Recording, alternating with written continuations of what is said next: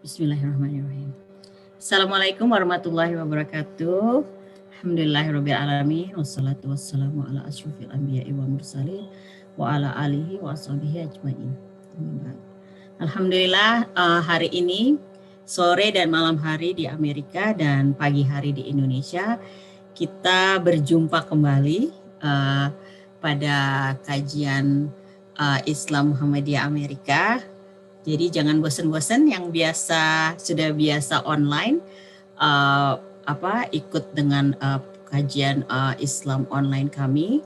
Hari ini kita punya tamu yang istimewa karena tidak seperti biasanya. Kali ini kita kedatangan Ustazah Lailatis Syarifah yang akan mengisi untuk kajian kita hari ini. Judulnya seperti yang hadirin sekalian sudah lihat adalah di flyer yang kita bagikan, yaitu Manhaj Tarjih Muhammadiyah. Sebelum kita mulai, saya ingin memperkenalkan dulu ustazah kita. Sebentar, saya lihat dulu biodata beliau. Wah, di mana ini biodatanya? Tadi sudah saya pegang-pegang, karena kebanyakan Windows. Mohon maaf. Ya, Ustazah Lailatis Syarifah lahir di Kandangan, Kalimantan Selatan pada 9 Juli 1982. Wah, ini ulang tahunnya deket-deket nih sama saya. Dan memulai pendidikan formal di TK Islam Bakti Pemurus Dalam, lalu SD Negeri Kretak Hanyar 13. Kemudian beliau melanjutkan ke Gontor Putri 1 di Mantingan, Ngawi, Jawa Timur. Setelah tamat dari Gontor Putri, beliau melanjutkan studi S1 di Fakultas Syariah Islamiyah di Al-Azhar, Kairo, Mesir. Kemudian melanjutkan S2-nya di Ekonomi Islam di UGM di Jogja. Saat ini beliau bertugas sebagai PNS sekaligus sekretaris program studi di Prodi Ekonomi Syariah FEBI UIN Sunan Kalijaga. Beliau juga menjadi anggota Majelis Tarjih dan Tajdid di PP Muhammadiyah dan juga Majelis Pendidikan Kader PP Aisyah. Jadi penting banget nih beliau ini. Dan beberapa karyanya antara lain buku Tuntunan Menuju Keluarga Sakinah dan Fikih Kebencanaan bersama penulis lain yang diterbitkan oleh penerbit Suara Muhammadiyah. Beliau juga menulis banyak artikel di beberapa jurnal akademik dan saat ini beliau memiliki seorang putra bernama Muhammad Nelfus Abada dan suami beliau bernama Misbahul Munir. Demikian perkenalan singkat tentang Ustazah Lailatis dan saya rasa segitu aja ya dari saya. Oh ya, saya lupa, saya nggak mau perkenalkan diri sebagai moderator. Pada kali ini saya Nana Firman, kebetulan saat ini ditugasi mendapat amanah sebagai Wakil Ketua PCIM Muhammadiyah Amerika Serikat. Dan saya berdomisili saat ini di California di Amerika Serikat. Untuk mempersingkat waktu, saya mempersilahkan Ustazah Lailatis. Tafadhol Ustazah, silakan dimulai. Ya, bismillahirrahmanirrahim. Assalamualaikum warahmatullahi wabarakatuh. Saya share screen, G.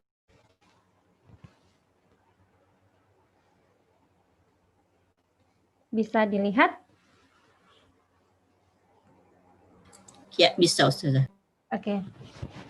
Saya mau menghormati siapa dulu nih? Kita berdoa dulu mungkin ya. Alhamdulillahilladzi hadana li hadza wa ma kunna linahtadiya laula an hadanallah. Asyhadu an la ilaha illallah wa asyhadu anna Muhammadan abduhu wa rasuluh. Rabbi shrah li sadri wa yassir li amri wahlul 'uqdatam min lisani yafqahu qawli. Alhamdulillah, saya berterima kasih yang luar biasa diberi kesempatan bertemu orang-orang hebat, calon-calon ini nih pemimpin bangsa kita kalau kembali ya. Nanti ada yang jadi presiden, siapa tahu Mbak Nana nanti jadi menteri. Aduh. Pak Menteri apa Mbak? Saya doakan. Ya, semoga nanti segera selesai studinya dan semoga bisa terus meneruskan perjuangan kembali ke negara gitu ya. Jadi bisa berjuang bersama dan saya mohon doa juga semoga saya bisa menyusul walaupun nggak ke Amerika mungkin. Salawat dan salam kepada junjungan kita Nabi besar Muhammad Sallallahu Alaihi Wasallam beserta keluarga, sahabat dan seluruh pengikut beliau hingga akhir zaman.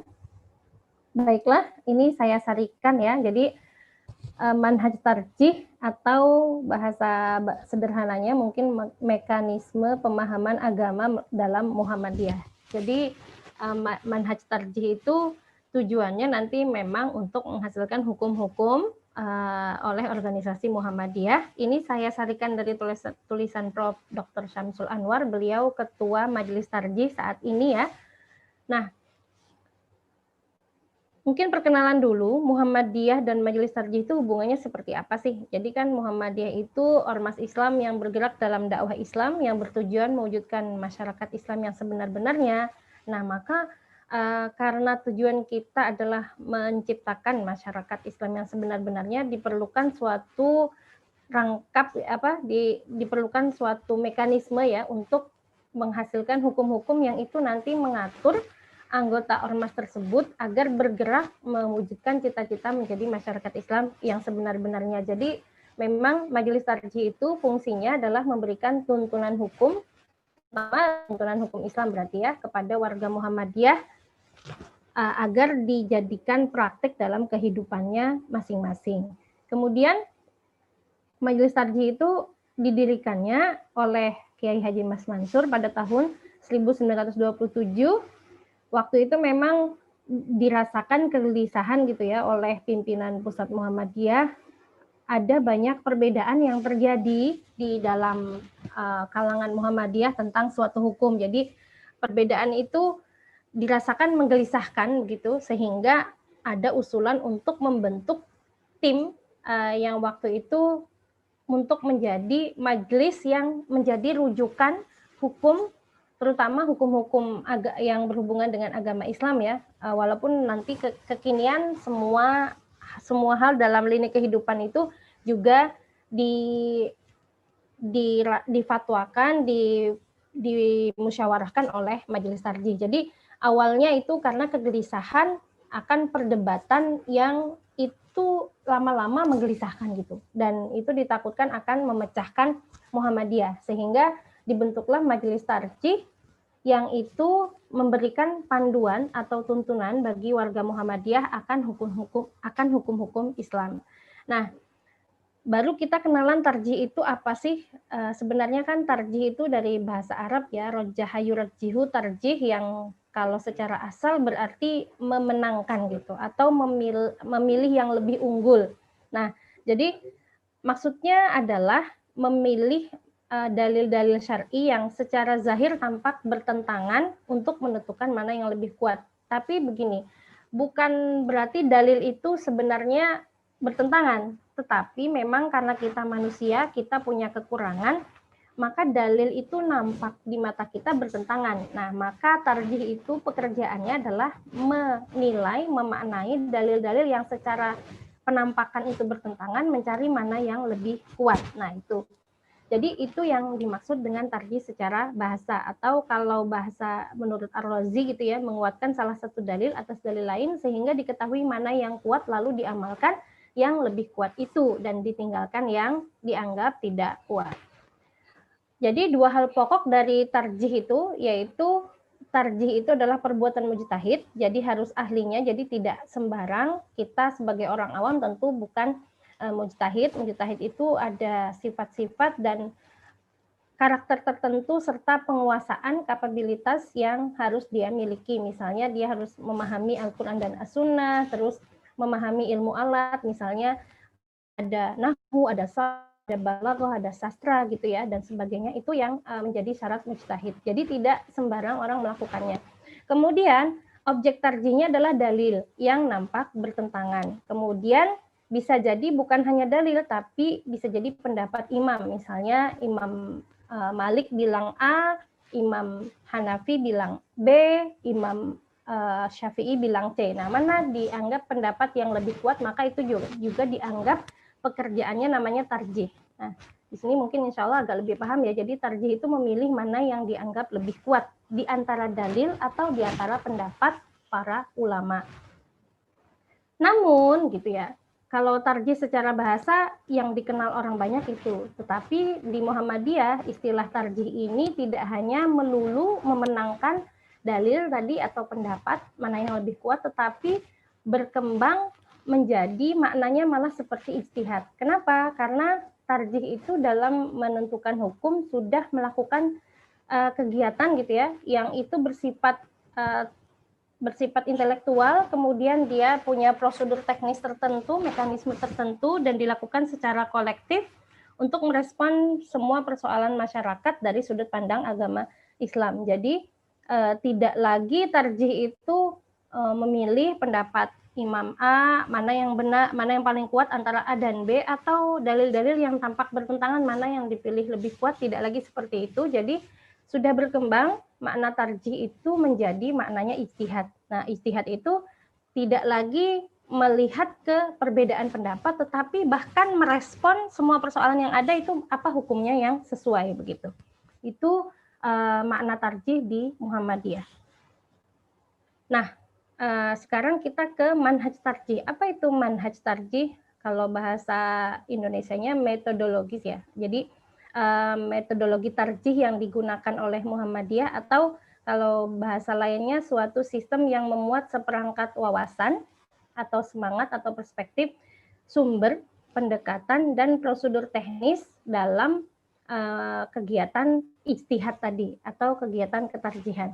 Nah, itu yang dimaksud dengan manhaj tarjih. Jadi manhaj tarjih itu adalah berisi 4 itu, ada wawasannya, ada sumbernya, ada pendekatannya, ada prosedurnya. Jadi ini yang dipakai majelis tarjih dalam menentukan hukum terhadap suatu fenomena baru misalnya, atau suatu kejadian baru, atau misalnya memang itu sesuatu yang lama tetapi ketika berubah di suatu tempat dia akan mengharuskan perubahan hukum misalnya. Nah, itu juga kaidah ini yang digunakan oleh majelis tarjih. Ada wawasan yang dipakai, ada sumbernya, pendekatannya, sama prosedur teknisnya. Nah, kita ke wawasan. Wawasannya ada 5, wawasan paham agama, wawasan tajdid, toleransi, keterbukaan, dan tidak berafiliasi mazhab tertentu. Jadi kalau dari sini insya Allah sudah bisa dipahami ya maknanya, tetapi kita akan mencoba memahami lebih dalam apa yang dimaksud dengan wawasan paham agama. Jadi yang dimaksud dengan wawasan paham agama adalah dalam merumuskan hukum, maka kita memakai perspektif bahwa agama dalam pandangan Islam itu ketetapan ilahi yang membimbing orang-orang yang berpikiran sehat ke arah kebaikan atas pilihan mereka sendiri secara lahir maupun batin. Jadi wawasan yang dipakai adalah bahwa agama itu selalu membawa kepada kebaikan dan itu harus sesuai dengan ketetapan Allah Subhanahu wa taala. Kemudian agama yang disyariatkan itu adalah lewat perantara nabi, jadi bukan agama yang seenaknya kita rubah-rubah, tetapi itu yang dibawa syariatnya oleh para nabi, berupa perintah isinya maupun larangan dan petunjuk untuk kebaikan manusia di dunia dan akhirat. Jadi wawasan ini yang kita pahami bahwa semua itu sebenarnya ada perintahnya, ada larangannya, ada petunjuknya, dan semua petunjuk baik berupa larangan maupun perintah tersebut adalah pasti untuk kebaikan manusia dunia dan akhirat. Itu wawasan yang kita pakai dalam merumuskan hukum. Kemudian wawasan berikutnya adalah wawasan tajdid. Itu wawasan tajdid, wawasan atau semangat ya, atau perspektif. Tajdid dipahami oleh Muhammadiyah itu menjadi 2 hal. Jadi seperti 2 sisi gitu ya. Untuk akidah dan ibadah, tajdid itu maka bermakna pemurnian. Artinya betul-betul kita ingin mengembalikan akidah dan ibadah kita murni seperti Rasul dulu membawanya, tidak dicampuri oleh hal-hal yang baru yang itu tidak dibawa oleh Rasulullah. Jadi misalnya, kenapa kita sholat tarawih itu kok 4-4-3 misalnya di putusannya? Karena memang hadis yang dianggap paling kuat. Kemudian juga itu karena yang meriwayatkannya juga Aisyah, dan Aisyah itu selalu bersama Rasul. Aisyah kan mengatakan Rasul tidak sholat di Ramadan maupun di luar Ramadan melebihi 11 rakaat, 4 sangat panjang, dan 3 sangat panjang begitu ya. Nah dari situ kita mengambil dalil ini gitu. Jadi itu yang kita gunakan, walaupun di kemudian mungkin di mazhab lain atau di fikih-fikih yang lain mengatakan ada yang misalnya karena Rasul itu sangat panjang dan kita tidak bisa seperti itu, maka ya udah kita nggak apa-apa pendek ayat-ayatnya, tapi kita nambah rakaatnya biar seperti Rasul gitu misalnya ya 23 misalnya. Yaitu pendapat-pendapat yang lain dipersilahkan begitu ya, berbeda, tetapi kita ya wawasan kita atau semangat kita adalah ingin betul-betul seperti apa sih Rasul mengerjakan ibadah pada masa itu, maka itu yang kita lakukan. Contoh kunut juga begitu ya. Misalnya kenapa kita tidak menyemarakkan doa kunut di setelah sholat subuh, karena memang dalil yang kuat yang didapat Rasul itu hanya beberapa bulan begitu ya untuk melakukan kunut dan tidak sampai akhir hidupnya. Tapi memang ada hadis dhaif yang mengatakan Rasul sampai akhir hidupnya melakukan kunut. Nah, tapi karena itu lebih kuat dalil yang mengatakan tidak seperti itu, maka kita ambil yang lebih kuat. Itu wawasan tajdid dalam akidah dan ibadah. Sedangkan dalam muamalah duniawiyah, tajdid itu kita maknai dengan dinamisasi kehidupan. Jadi kita bergerak sesuai zaman, karena Rasul sendiri menyatakan kepada kita antum a'lamu bi umuri dunyakum, kalian tahu apa yang lebih baik tentang dunia kalian. Jadi dunia itu berubah, zaman berkembang, maka kita juga untuk muamalah hubungan manusia dengan manusia itu kita ikut semangat perkembangan zaman. Maka muncullah ada buku Adabul Mar'ah, terus kita kenapa memakai hisab, tidak memakai ru'yah, karena ilmu pengetahuan menuntut kita untuk melakukan itu gitu ya. Misalnya hisab itu kan wujud penghargaan kita terhadap ilmu pengetahuan, dan itu kita anggap sebagai bagian dari muamalah duniawiyah, sehingga walaupun Rasul misalnya terkesan dari hadis-hadisnya itu mengatakan jika kamu melihat bulan maka berpuasalah, maka jika kamu melihat jadi seakan-akan berpuasalah dan berbukalah dengan melihat bulan begitu ya. Nah, tapi ini kita pahami dari konteks itu, hadis itu bukan memerintahkan untuk melakukan puasa jika melihat bulan, tetapi itu petunjuk Rasul bagaimana cara menentukan kapan kita berpuasa dan kapan kita berbuka. Maka kita sesuaikan itu dengan perkembangan zaman. Ada hisab, dan hisab itu juga dalam Al-Quran juga disebut gitu ya, bahwa Allah itu memberikan ilmu hisab kepada manusia, maka kita ikuti perkembangan zaman, hisab kita pakai untuk menentukan berbuka dan berpuasa. Kemudian Adabul Mar'ah juga itu isinya tentang bagaimana perempuan ya dalam keluarga, dalam masyarakat begitu. Jadi misalnya ada ketentuan boleh perempuan menjadi presiden dan sebagainya, itu juga bagian dari muamalah duniawiyah yang kita sesuaikan dengan perkembangan zaman, dan tentu penghargaan tertinggi untuk muamalah itu adalah ilmu pengetahuan. Selanjutnya wawasan toleransi. Wawasan toleransi artinya apa? Bahwa kita toleran terhadap putusan atau fatwa apapun, sehingga jika ada putusan atau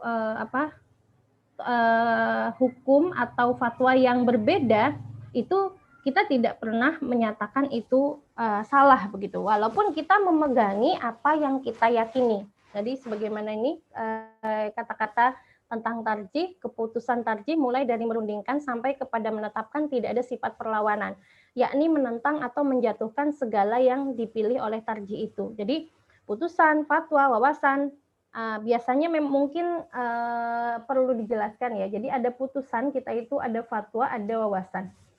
Putusan itu yang sudah dimusyawarahkan oleh seluruh oleh Munas, biasanya Musyawarah Nasional Tarjih. Di situ bukan hanya anggota majelis tarjih tetapi seluruh anggota tarjih. Nah, anggota tarjih itu berbeda dengan majelis tarjih. Anggota tarjih itu adalah orang-orang yang dianggap kompeten gitu ya, ulama seluruh Indonesia dari seluruh wilayah itu berkumpul di Munas menentukan putusan. Jika disepakati, maka putusan itu berlaku untuk seluruh anggota Muhammadiyah. Jadi itu putusan.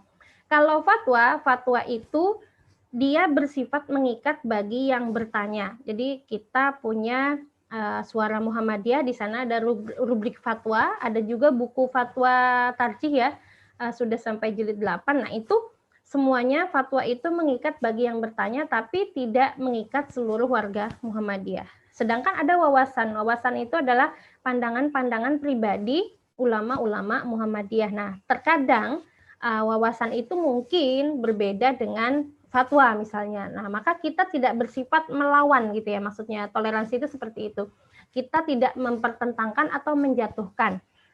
Jika memang itu berupa wawasan, kita hargai sebagai wawasan pribadi oleh ulama tersebut. Tetapi sebagai organisasi tentu jika bertentangan dengan putusan, maka secara organisasi putusan yang kita pakai tetapi tidak menjatuhkan pendapat ulama tersebut. Nah, itu yang dimaksud dengan toleransi ya. Putusan, ada fatwa, ada wawasan. Kemudian kita juga semangatnya adalah keterbukaan. Keterbukaan artinya apa? Kita terbuka untuk berubah jika memang fatwa atau putusan, bahkan putusan yang lama itu ternyata setelah dilihat dalilnya ulang atau dilihat situasi dan kondisinya, maka itu menuntut untuk berubah misalnya gitu ya. Ini kan kata-katanya masih model lama ya, Indonesianya. Malah kami berseru kepada sekalian ulama supaya suka membahas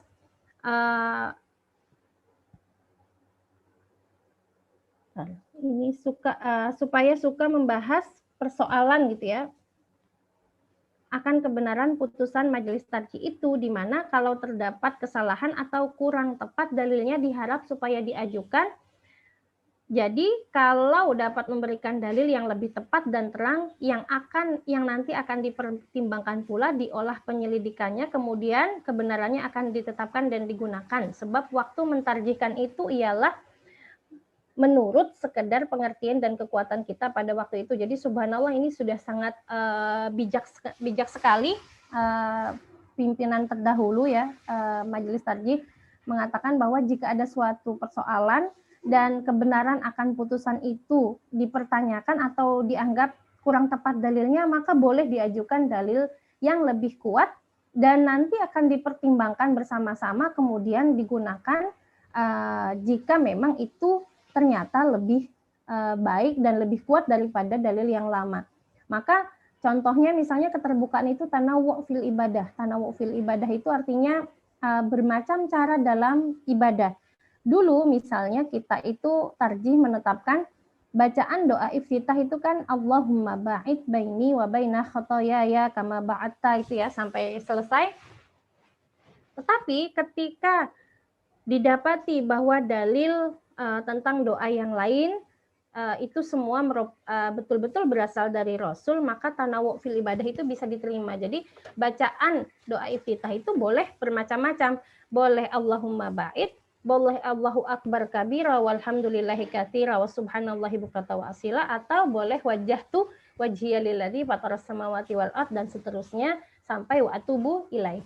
Jadi ada 3 model bacaan ini yang boleh dipilih dalam ibadah sholat ya, untuk doa iftitah. Ini merupakan bentuk keterbukaan majelis tarjih dalam menerima dalil-dalil yang memang itu lebih kuat. Jika memang dipandang lebih kuat, maka itu menjadi dalil yang dipakai. Jika kemudian di suatu hari di masa depan misalnya dipandang dalil tertentu itu tidak kuat, lalu ada yang lebih kuat lagi karena memang pengetahuan seseorang itu terbatas, makanya dikatakan di sini karena pada waktu itu adalah pengetahuan pada waktu itu dan kekuatan pada waktu itu. Pada masa depan bisa jadi lebih banyak lagi ulama-ulama kita dan ternyata pengetahuannya lebih bagus lagi dalam meneliti hadis dan sebagainya.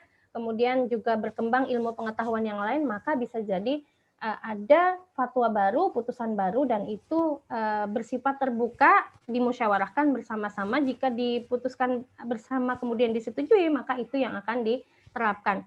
itu ada banyak hal selain tanawu fil ibadah ini yang menjadi contoh keterbukaan majelis tarjih dalam menentukan suatu hukum. Kemudian yang semangat terakhir, tidak berafiliasi mazhab.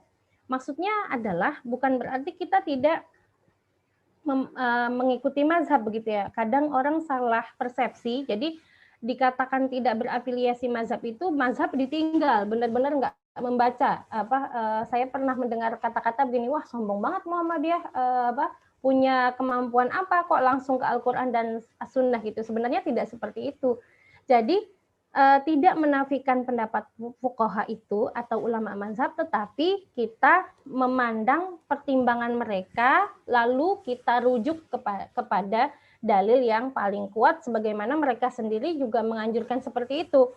Maka yang paling kuat dari mazhab itu kita ambil. Tetapi kita tidak mengikuti satu mazhab tertentu dan mengharuskan ikut mazhab tersebut terus-menerus begitu. Jadi kita menghormati dalil-dalil pendapat yang ada dalam mazhab tersebut dan kita meneliti apa dalil yang mereka pakai, lalu kita pilih mana yang paling sesuai dengan Al-Quran dan As-Sunnah. Sebagai contoh itu saya tulis contohnya misalnya masalah berwudu, bersentuhan laki-laki dan perempuan. Kalau dilihat di mazhab itu ada 4.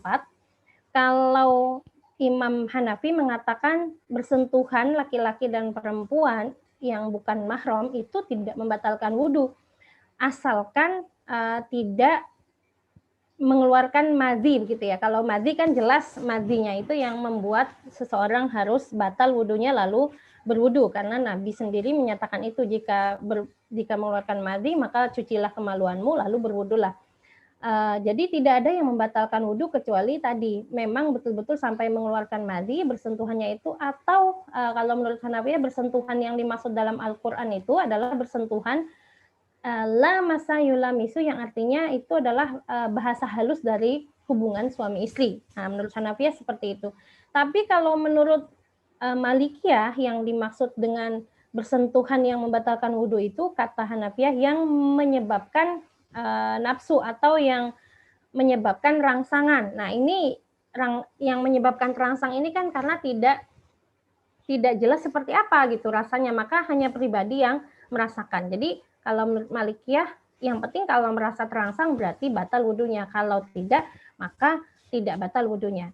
Kalau yang Imam Syafi'i dan Imam Hanbal, ya Ahmad bin Hanbal, mereka mengatakan bersentuhan sengaja atau tidak sengaja itu membatalkan wudu. Nah, jadi ada beberapa pendapat seperti ini. Kita, Muhammadiyah itu memang memilih pendapat Hanafiyah. Kenapa? Karena Hanafiyah itu yang lebih bisa sesuai dengan ayat Al-Quran. Ayat Al-Quran yang digunakan semua mazhab itu sama, tetapi pendekatan atau pemahaman terhadap ayat tersebut yang berbeda.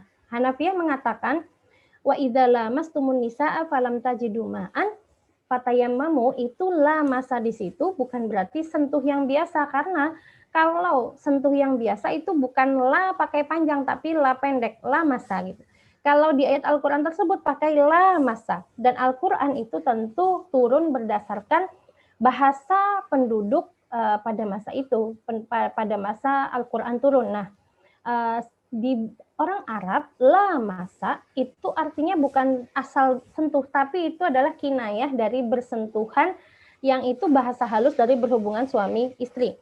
Ditambah lagi, dikuatkan lagi, Hanafiyah mengatakan Rasul dalam riwayat banyak dikatakan Rasul mencium istrinya, lalu Rasul berwudu, lalu mencium istrinya, lalu melanjutkan sholat, tidak lagi mengulang berwudu. Dari situ dapat dipahami berarti sebenarnya kalau bersentuhan yang tidak membuat keluar madhi atau tidak berhubungan suami istri, maka wudu itu tidak batal. Kalau Malikiyah mungkin dia lebih hati-hati, maka dia tidak sampai dengan menandakan dengan keluar madhi, tetapi ketika sudah aliran rangsangan itu ada, Malikiyah menganggap itu sudah harus membatalkan wudu. Dan kalau Malikiyah, Syafi'iyah dan Hanabilah itu lebih hati-hati lagi, mau sengaja mau tidak sengaja itu membatalkan wudu. Kita memilih yang Hanafiyah. Nah, itu. Jadi kita tidak berafiliasi mazhab, tapi mazhab itu kita ikuti dalil-dalilnya, lalu kita pilih mana yang kita anggap sesuai dengan Al-Quran dan As-Sunnah. Kemudian Selanjutnya ini penegasan saja, apakah yang kita lakukan itu sudah betul? Kalau melihat kata-kata ulama imam mazhab sendiri memang seperti itu sudah sesuai, karena beliau sendiri mengatakan, sebagaimana Abu Hanifah mengatakan, idza qultu qaulan yukhalifu kitaballahi ta'ala wa khabar Rasul sallallahu alaihi wasallam fatruku qauli. Kalau aku, kata Imam Abu Hanifah, menyatakan sesuatu yang bertentangan dengan kitabullah, dengan Al-Quran dan khabar Rasul dan sunnah Rasul, maka tinggalkanlah perkataanku. Malik juga mengatakan begitu, Imam Malik, innama ana bashar, aku tuh manusia, ukhti'u wa usibu, kadang aku salah, kadang aku betul, fanzuru fi ra'i fakullu ma wafaqa al-kitab wa sunnah fakhudhuhu wa kullu ma lam yuwafiq al-kitab wa sunnah fatrukuhu. Ini hampir sama ya, maka telitilah dalam melihat pendapatku. Kalau sesuai dengan Alkitab dan As-Sunnah maka ambillah, kalau tidak sesuai maka tinggalkan. Yang sama Muhammad bin Idris Asy-Syafi'i, Imam Syafi'i juga sama, jika kamu mendapatkan dalam pendapatku itu tidak sesuai dengan sunnah maka tinggalkan, kalau sesuai sunnah maka ikuti. Begitu juga Imam Ahmad bin Hambal. Jadi 4 imam mazhab ini semuanya menyarankan untuk betul-betul meneliti ulang pendapat mereka apakah sesuai dengan Al-Quran dan As-Sunnah.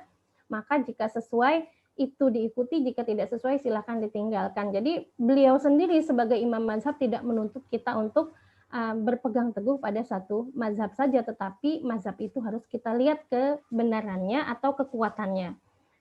Itu tentang wawasan atau semangat atau perspektif. Kemudian sumbernya, sebagaimana dalam pasal 4 ayat 1 ya, Anggaran Dasar Muhammadiyah, kita itu bersumber kepada Al-Quran dan As-Sunnah. Kemudian dalam putusan Tarjih Jakarta 2000 itu ada tambahan kata-kata Al-Quran dan As-Sunnah al-Maqbulah. Jadi kita sumber yang kita pakai Al-Quran, sunnahnya yang makbulah. Jadi ada sunnah makbulah, ada sunnah mardudah dalam kajian ulumul hadis. Ada 2 jenis hadis, yang diterima dan yang ditolak. Yang diterima itu sahih dan hasan, sedangkan yang ditolak itu ada hadis dhaif, dan hadis dhaif dengan macam-macamnya, ada juga hadis maudhu. Jadi bukan cuma dhaif, bahkan maudhu. Maudhu itu artinya hadisnya dibuat-buat, tidak betul benar-benar sebenarnya tidak berasal dari Rasul. Maka yang kita pakai adalah yang makbulah, sahih dan hasan biasanya derajatnya kalau kita lihat di buku-buku hadis. Kemudian ini hanya penegasannya bahwa Al-Quran dan As-Sunnah al-Maqbulah itu yang menjadi dalil kita.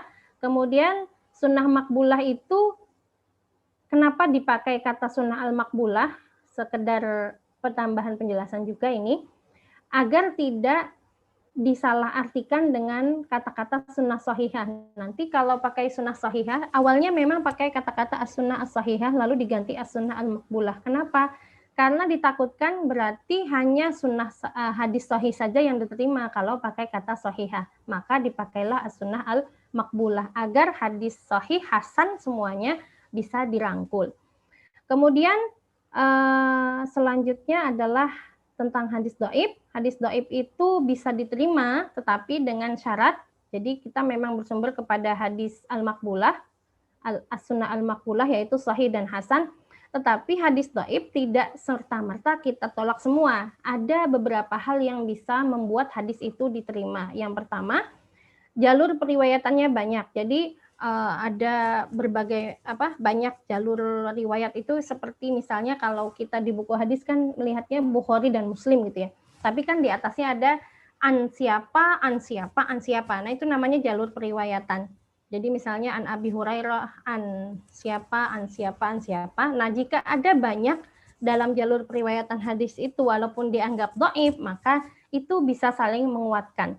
Tetapi ada syarat berikutnya, ada indikasi betul-betul berasal dari Rasul Shallallahu Alaihi Wasallam, kemudian tidak bertentangan dengan Al-Quran, kemudian tidak bertentangan dengan hadis lain yang sudah dinyatakan sahih, kemudian kedhaifannya bukan karena rawi atau periwayat hadis tersebut tertuduh dusta atau pemalsu hadis, maka 4 ini menjadi syarat hadis dhaif bisa diterima.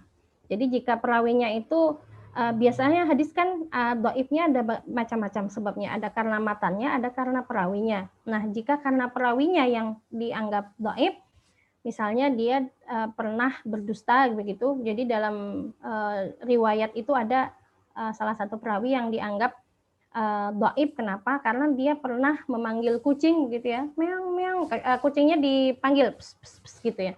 Terus ketika kucingnya datang, biasanya kan kalau manggil kucing pasti dikasih makan. Nah, kucingnya datang nggak dia kasih, itu sudah dalam kajian hadis dianggap dhaif perawinya. Jadi hadis itu sangat-sangat ketat klarifikasinya, karena kita pahami bersama memang hadis itu kan berasal dari mulut begitu ya, dari mulut ke mulut ke mulut, kemudian dibukukan, maka Islam itu sangat ketat dalam mengklarifikasi kebenaran suatu hadis, sehingga jika hadis itu dianggap dhaif karena periwayatnya pernah berdusta begitu kan, maka itu dianggap menggugurkan syarat hadis dhaif bisa dijadikan hujah syariah. Jadi ada 4 syarat agar hadis dhaif bisa dijadikan hujah. Kemudian ini masih kaidah hadis dhaif yang di atas tadi. Selanjutnya, apa yang dikemukakan di atas adalah sumber pokok ajaran Islam secara umum, tetapi tidak menutup kemungkinan tarjih itu pakai sumber lain. Misalnya pakai ijma itu kita pakai, qiyas kita pakai, maslahah kita pakai, istihsan kita pakai, saddu dzari'ah kita pakai, uruf kita pakai. Jadi ini juga mungkin yang kadang menjadi orang salah paham. Wah, kita itu hanya memakai Al-Quran dan As-Sunnah. Nah, itu yang kadang dianggap kok aneh gitu ya, dianggap Muhammadiyah kok sangat sangat apa ya istilahnya, itu sangat tidak menghargai sumber-sumber ulama terdahulu. Tidak seperti itu. Jadi sebenarnya kita juga sama seperti mereka. Tadi kan tidak berafiliasi mazhab, itu juga kita tegaskan, bukan berarti kita tidak melihat mazhab. Kemudian ini juga, kita memang bersumber dari Al-Quran dan As-Sunnah sebagai sumber utama, tetapi untuk memahami sumber Al-Quran dan As-Sunnah itu kan kita perlu tentu pandangan-pandangan ulama sebelum kita. Nah, mereka sudah ada ijma, ada qiyas yang mereka lakukan, ada maslahat mursalah, ada istihsan juga, ada saddu dzari'ah, dan uruf itu kita pakai sebagai sumber dalam menentukan hukum. Jadi Al-Quran dan As-Sunnah sebagai sumber utama, yang lainnya alat-alat untuk memahami Al-Quran dan As-Sunnah itu juga kita pakai. Kemudian dalam prakteknya juga, misalnya kita lebih banyak melakukan mengambil maslahah ya. Sebagai contoh, talak di rumah itu secara sepihak oleh suami tidak dinyatakan berlaku. Kenapa? Karena ini tidak maslahat untuk terutama perempuan, karena kalau hanya misalnya plus nikah siri juga, kalau itu diakui maka ada beberapa pihak yang dirugikan, sehingga untuk menghindari itu cerai, pernikahan harus dicatat, kemudian perceraian juga tidak berlaku kalau hanya sepihak, harus di depan pengadilan, sehingga sesuai dengan Al-Quran yang mengatakan pernikahan itu adalah mitsaqan ghalizan. Mitsaqan ghalizan artinya perjanjian yang berat. Kalau itu perjanjian yang berat, maka jangan digampang-gampangkan. Itu salah satu contoh kita memakai maslahat. Kemudian setelah sumber, lalu pendekatan. Pendekatan yang dipakai kalau awalnya itu ada bayani, ada istislahi begitu ya. Nah, sekarang kita ada bayani, ada burhani, dan ada irfani. Secara singkat saja, apa sih bayani? Bayani itu kalau bahasa ringkasnya, memakai pendekatan sumber hukum dengan bergantung kepada teks atau dalil utuh gitu ya. Jadi maka yang dominan dalam bayani itu adalah dalil. Jadi logika atau pemahaman akal terhadap dalil itu lebih sedikit daripada penggunaan dalil. Biasanya pendekatan bayani itu dalam hal ibadah. Jadi contoh bayani ini tadi seperti yang saya jelaskan, masalah tarawih berapa rakaat, kemudian masalah sholat Jumat tidak menggugurkan sholat Id bersamaan dengan sholat Jumat pada hari Jumat, itu tidak menggugurkan sholat Jumat, itu kita pakai bayani. Bayani maksudnya artinya murni kita melihat kepada teks, kita tidak menggunakan akal kita untuk melihat kenapa sih Rasul kok 11 rakaat 4-4-3, kenapa sih kok Rasul sholat Jumat tetap dilakukan, padahal sholat Id juga pada hari yang sama, berarti kan 2 kali sholat bareng misalnya, itu kan logikanya tidak kita utamakan, tetapi kita utamakan dalilnya, karena tadi kita mengacu kepada tajdid di atas, bahwa tajdid untuk akidah dan ibadah itu betul-betul ingin seperti yang Rasul praktekkan.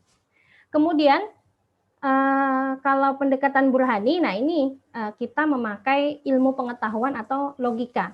Maka tadi contohnya adalah hisab tadi. Karena ilmu pengetahuan berkembang, maka logika akal kita juga menuntut untuk mengembangkan, terutama saat ini yang masih menjadi PR kita. Umat Islam itu satu-satunya umat yang tidak mempunyai hari raya bersama. Nah, itu yang jadi pemikiran bersama kita. Umat-umat lain itu semuanya punya hari raya bersama dan tanggalnya sama, harinya sama. Berarti kan merayakan bersama. Hanya umat muslim yang berbeda-beda, dan ini perlu sebenarnya pemikiran bersama bagaimana kita menyesuaikan dengan ilmu pengetahuan yang ada agar bisa mencakup seluruh dunia, seluruh umat muslim di seluruh dunia. Itu sebenarnya PR kita. Jadi kadang orang bilang ya, misalnya, oh Muhammadiyah itu apa? Kalau bahasa Jogjanya itu uri itu apa ya? Maunya menang sendiri misalnya, kok apa? Pengennya hisab terus gitu. Seakan-akan kita itu karena ingin menang sendiri egois gitu ya. Tapi bukan seperti itu. Sebenarnya kita sangat ingin umat muslim itu punya hari raya bersama, dan itu bukan hanya karena kesombongan diri begitu ya, tapi betul-betul murni karena memang cita-cita kita untuk masyarakat muslim yang sebenar-benarnya. Nah, jadi sangat ada keinginan itu sangat sangat dalam begitu, bagaimana kita caranya biar punya hari raya bersama, dan kadang memang orang lain mungkin tidak memahami itu, maka perlu kita memberikan pemahaman seperti itu kepada orang lain. Kemudian itu pendekatan burhani. Yang terakhir pendekatan irfani. Irfan itu dari kata arafa ya'rifu. Kalau bahasa tasawufnya biasanya dibilang ma'rifah. Ma'rifah itu kan adanya di dalam batin gitu ya, lahir dari batin yang suci. Maka irfani itu lebih ke rasa yang tadi, batin yang suci. Kalau tadi bayani itu dalil, kalau burhani itu akal pemikiran, ilmu pengetahuan, kalau irfani itu pendekatannya kepada hati yang suci, batin yang paling dalam, yang itu betul-betul berhubungan dengan Allah Subhanahu wa Ta'ala. Nah, contoh irfani itu adalah misalnya sholat dengan pakaian lengkap. Jadi sebenarnya kan aurat itu, terutama laki-laki ya, laki-laki kan auratnya sebenarnya baik dalam sholat maupun di luar sholat itu kan dari pusar sampai lutut ya. Tapi rasanya kan nggak nyaman, kita menghadap teman saja atau ada tamu sampai ke rumah saja kita tidak memakai pakaian lengkap, itu rasanya malu, apalagi kita menghadap Allah Subhanahu wa Ta'ala. Nah, itulah dasar kenapa kita sholat itu memakai pakaian yang lengkap gitu ya, Bapak-bapak. Kalau ibu-ibu memang auratnya di luar sholat dan di dalam sholat sama, sehingga itu tidak dipermasalahkan. Kemudian masalah tadi kita sudah wawasan, sudah sumber pendekatan. Nah, ketiga pendekatan tadi itu digunakannya bersama-sama jika diperlukan, tetapi jika cukup satu pendekatan saja, maka satu pendekatan saja. Misalnya tadi masalah sholat tarawih dan sebagainya, itu kita menggunakan pendekatan bayani saja misalnya. Tetapi dalam hal lain kita bayani, burhani sekaligus irfani itu bisa digunakan bersama-sama atau salah satu. Kemudian yang terakhir prosedur teknis, ada asumsi metode, ada ragam metode ya. Nah, jadi ada asumsinya tuh ada integralistik, ada hierarkis. Artinya integralistik itu jadi semua petunjuk tadi secara holistik kita pakai sama-sama, atau istilahnya al-jam'u kalau bahasa Arabnya. Tapi ada juga yang hierarkis. Hierarkis berarti bertingkat. Nah, ini. Kalau yang integralistik kita memandang bahwa semua elemen di atas itu saling berkolaborasi, semua dalil saling berkolaborasi untuk membentuk satu norma. Sedangkan untuk yang hierarkis itu kita pakai 3 tingkatan. Jadi kalau melihat hukum itu kita lihat al-ahkam yang al-ahkam al-far'iyah itu malah yang terakhir ya. Jadi yang pertama itu nilai dasar, al-qiyam atau al-mabadi al-asasiyah, baru prinsip umum atau asas umum, al-usul al-kulliyah, terakhir baru al-ahkam al-far'iyah. Jadi itu yang metode hierarkis. Jadi kita lihat dulu apa nilai dasarnya kalau menentukan hukum, lalu kita lihat nanti prinsip umum dari itu apa, baru kita tentukan hukum-hukum far'iyahnya apa. Contoh misalnya dalam keluarga sakinah itu, nilai dasarnya misalnya tauhid. Tauhid itu artinya bahwa Allah Subhanahu wa taala yang disembah, yang pemilik, yang menciptakan kita. Maka melahirkan prinsip umum bahwa seluruh manusia itu sama, atau kalau bahasa Arabnya kan seluruh manusia itu sama dan sama-sama mulia, al-karamah al-insaniyah kalau di buku keluarga sakinahnya. Jadi manusia itu semua sama mulianya di hadapan Allah Subhanahu wa taala. Jadi tidak ada suami lebih mulia dari istri, atau istri lebih mulia dari suami, atau anak lebih mulia dari orang tua, atau orang tua lebih mulia dari anak. Itu prinsip umumnya berdasarkan nilai dasar tauhid. Maka melahirkan hukum bahwa seluruh keluarga sama-sama perlakuannya harus adil gitu. Adil misalnya dalam hal pendidikan, tidak ada anak laki-laki lebih diutamakan pendidikannya daripada anak perempuan, atau anak perempuan lebih diutamakan daripada anak laki-laki. Jadi itu contoh norma hierarki yang kita pakai di Muhammadiyah. Jadi ada nilai dasar, lalu prinsip umum nanti melahirkan hukum far'iyah. Kemudian ragam metode, ada bayani, ada kausasi, ada sinkronisasi. Kalau bayani itu metodenya dengan menginterpretasi ayat ya. Kalau kausasi itu dengan mencari maqasid. Maqasid itu artinya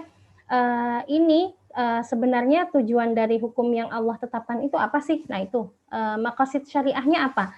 Maka itu yang misalnya kenapa Allah melarang zina, itu kan karena kalau kita lihat maqasidnya adalah agar jelas keturunan di antara kita. Maka maqasid ini menjadi dasar hukum-hukum yang ditetapkan oleh Allah Subhanahu wa taala. Jadi kita melihatnya bisa berdasarkan maqasid itu namanya metode kausasi. Kemudian yang terakhir sinkronisasi, artinya ini kalau terjadi ta'arud. Ta'arud itu artinya tadi pertentangan dalil, maka kita sinkronkan. Sinkronkan itu ada beberapa cara, ada al-jam'u, ada at-tarjih, ada an-nashu, ada at-tawaqquf. Jadi terkadang tadi seperti yang saya sampaikan di atas, bahwa dalil itu tampak bertentangan itu ada.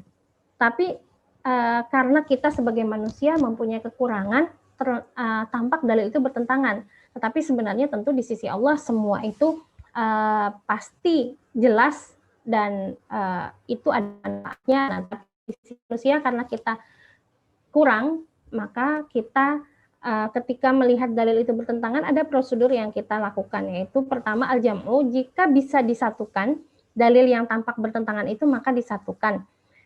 Tapi kalau tidak bisa disatukan, maka kita pilih mana yang paling kuat. Kalau tidak bisa dipilih juga mana yang paling kuat, maka kita lihat sejarah turunnya dalil. Dalil yang terakhir itu menghapus merubah dalil yang datang sebelumnya. Kemudian kalau tidak bisa tiga cara ini, maka yang terakhir kita tawakuf. Tawakuf artinya dalil yang ada kita pakai yang lama, yang baru kita tidak pakai kecuali ada dalil lagi yang menguatkan betul-betul dalil baru tersebut. Contohnya yang al-jam'u itu masalah takbiratul ihram ya. Takbiratul ihram itu kan seakan-akan dalilnya itu bertentangan. Satu, Nabi mengatakan, sahabat mengatakan melihat Nabi itu takbiratul ihram mengangkat tangan sampai sejajar punggung gitu ya, sejajar pundak. Hadis satunya mengatakan Nabi mengangkat takbiratul ihram menyentuh telinga. Nah, ini kan seakan-akan bertentangan kalau kita sebagai manusia melihatnya begitu secara zahirnya. Oh, berarti yang benar tuh yang mana sih? Yang sampai sampai telinga atau pundak, sejajar pundak. Nah, ini dua hadis ini kita usahakan dengan cara al-jam'u, dengan kita satukan. Gimana bisakah disatukan? Oh, ternyata bisa disatukan dengan cara apa? Mengangkat telinga itu sebenarnya sudah sejajar pundak gitu. Kenapa sejajar pundak? Karena di dalam hadis tidak mengatakan jari yang sejajar pundak tapi tangan. Maka seluruh tangan ini adalah dari ujung yang mendekati pundak sampai ujung jari itu semua bagian tangan. Maka ketika kita sudah sampai ke telinga, itu berarti kan bagian tangan kita yang tengah itu sudah sejajar pundak. Maka hadis ini sebenarnya bisa disatukan dan tidak bertentangan. Walaupun memang di luar Muhammadiyah itu mengatakan itu bertentangan dan itu boleh dengan dua cara, berarti ada dua cara berarti untuk melakukan takbiratul ihram, yaitu sampai sejajar pundak atau sejajar telinga. Kalau kita memilih sejajar telinga dengan asumsi disatukan, itu sebenarnya sudah mencakup juga sejajar pundak. Itu yang al-jam'u. Kalau yang at-tarjih itu ya tadi seperti salat tarawih, kita meninggalkan dalil yang kita anggap lemah lalu kita pilih yang punya Aisyah. Kemudian an-nashu itu dengan melihat munculnya dalil mana yang lebih duluan, mana yang lebih akhir, maka yang akhir itu kita pakai, yang duluan muncul itu kita tinggalkan. Yang terakhir contohnya adalah dalam hal imam salat perempuan ini masih tawakuf. Jadi memang perdebatannya masih panjang. Dalil-dalil tentang tidak boleh perempuan menjadi imam itu doib juga sebenarnya, tapi juga dalil yang tentang perempuan pernah jadi imam, yaitu yang dipersilahkan Nabi, ya dia menjadi imam di keluarganya, plus Nabi memberikan baginya muadzin. Nah, itu dianggap lebih kuat dalilnya daripada yang mengatakan la ta'ummanna imra'atun rajulan, tidak boleh perempuan menjadi imam bagi laki-laki. Jadi derajatnya sama-sama dalilnya tidak kuat, tetapi yang satu dianggap lebih kuat gitu ya. Lebih kuat karena Rasul menjadikannya imam di rumahnya, kemudian memberikan bagi dia muazin. Nah, muazin itu kan pasti di situ dikatakan memang seorang laki-laki. Nah, berarti kalau muazinnya laki-laki, apa dia tidak menjadi imam? Nah, itu yang menjadi perdebatan. Kemudian ditambah dalil umum yang lebih kuat bahwa yang berhak menjadi imam adalah seseorang yang fasih bacaannya, kan begitu ya, yang paham Al-Qur'annya lebih kuat. Jika tidak, maka yang pemahamannya terhadap Al-Qur'an lebih bagus, atau jika tidak, maka yang pemahaman terhadap as-sunnahnya lebih bagus. Maka dari sini dipahami tidak ada kata-kata di situ khusus laki-laki atau perempuan, tetapi umum. Nah, bahkan kan bisa jadi yang lebih paham itu bisa jadi perempuan, begitu. Jadi itu perdebatan yang terjadi, tetapi tidak ada yang bisa dikuatkan atas yang lain, sehingga memang untuk kasus imam salat perempuan itu masih tawakuf, artinya masih pakai hukum yang lama, yaitu bahwa perempuan tidak menjadi imam di ruang publik, begitu ya. Kalau di ruang tadi domestik yang seperti dicontohkan Rasul itu kan memang dia menjadi imam di rumahnya, dan yang muazin itu sudah sangat tua. Nah, mungkin untuk memimpin salat itu tidak bisa, sehingga dijadikanlah dia sebagai imam. Itu yang tentang at-tawakuf. Nah, sudah selesai. Saya mohon maaf kalau terlalu cepat bicaranya atau penjelasannya kurang dipahami, tetapi saya berharap ini menjadi tambahan wawasan untuk teman-teman. Terima kasih atas perhatiannya. Wassalamualaikum warahmatullahi wabarakatuh. Waalaikumsalam warahmatullahi wabarakatuh. Terima kasih banyak. Alhamdulillah Ustazah Lailatis banyak banget nih. Banyak banget materinya. Saya dengerin sambil nyatet susah, tapi alhamdulillah ada Mas Rofik yang bantuin nyatet. Karena harus gonta-ganti Windows gitu. Jadi saya ingin, alhamdulillah, terima kasih banyak Ustazah. Saya ingin mengambil beberapa poin ya untuk mungkin refresh kita tadi yang sudah disampaikan oleh Ustazah Lailatis, subhanallah. Jadi istilah tarjih sendiri pada awalnya adalah memilih pendapat ulama atau dalil yang lebih kuat dalam hukum Islam. Tapi di dalam Muhammadiyah artinya diperluas menjadi semacam ijtihad. Maksudnya untuk merespon Muhammadiyah dalam bentuk pemikiran untuk perkembangan sosial dan budaya. Dan dalam wawasan Muhammadiyah dalam ijtihad itu ada tajdid, yaitu di mana Muhammadiyah sebagai gerakan reform untuk reformis juga toleransi, menghormati pendapat lain dan tidak menyalahkan. Kemudian keterbukaan, hukum yang sudah ditetapkan bisa ditinjau ulang jika ditemukan pendapat yang lebih kuat. Kemudian juga Muhammadiyah tidak bermazhab, tapi bukannya tidak punya mazhab gitu, tapi tidak bermazhab kepada mazhab tertentu, tapi mengambil dari imam-imam mazhab dan dijadikan pertimbangan dan dipilih yang paling kuat dasarnya. Kemudian juga sumber ijtihad dari Muhammadiyah itu yaitu Al-Quran dan As-Sunnah, al-makbulah ya tadi yang disampaikan Ustazah, itu sunnah yang dapat diterima, dan sunnah makbulah itu tercakup dari sahih dan hasan, hadis sahih dan hasan, dan juga hadis yang dhaif yang lemah. Hadis yang dhaif tidak dipakai ya, yang tadi. Terus kemudian juga mengakui sumber hukum lainnya, misalnya soal maslahah, di mana misalnya tadi contohnya yang fatwa untuk untuk talak ya, nggak bisa di private ya, maksudnya di rumah gitu, jadi harus di umum di pengadilan ya, jadinya.